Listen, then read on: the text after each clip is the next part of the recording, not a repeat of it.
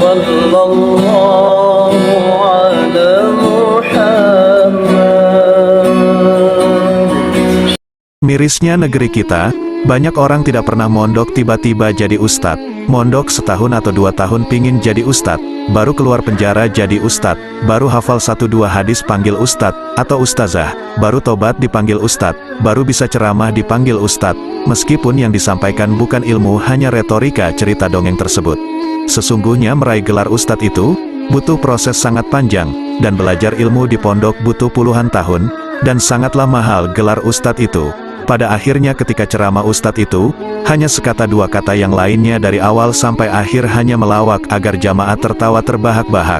Seharusnya ustadz itu berikan ilmu agar meresap kepada semua jamaah, getarkan hatinya agar selalu teringat kepada Allah Subhanahu wa Ta'ala, dan ketika ingin menghibur orang agar tertawa, janganlah di waktu pengajian, buatlah acara terpisah dari pengajian.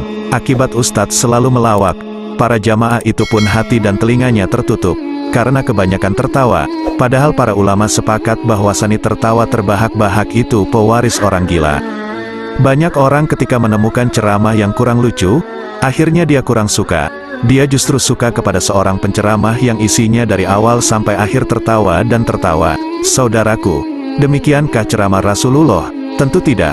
Apakah seperti itu sesuai dengan tujuan ceramah? Tentu bukan itu tujuan ceramah. Ceramah itu bukan hiburan, saudaraku, supaya orang tertawa, terbahak-bahak. Tidak, ceramah itu tujuannya menambah keimanan kita, ceramah itu tujuannya supaya kita takut kepada Allah. Hati kita menjadi lembut kepada Allah. Bagaimana hati kita akan lembut kalau ternyata isi ceramah dari awal sampai akhir tertawa, tertawa dan tertawa. Sementara Rasulullah mengabarkan tadi untuk menjauhi banyak tertawa, karena sesungguhnya banyak tertawa itu bisa mematikan hati. Duduklah di majelis yang membuat kita menangis dan ingat kepada Allah, membuat iman kita bertambah kepada Allah, membuat kita selalu ingin kembali kepada Allah. Duduklah di majelis yang dibacakan padanya Quran, hadits-hadis Nabi. Itulah yang Rasulullah Shallallahu Alaihi Wasallam kabarkan sebagai majelis-majelis yang dilingkupi oleh para malaikat.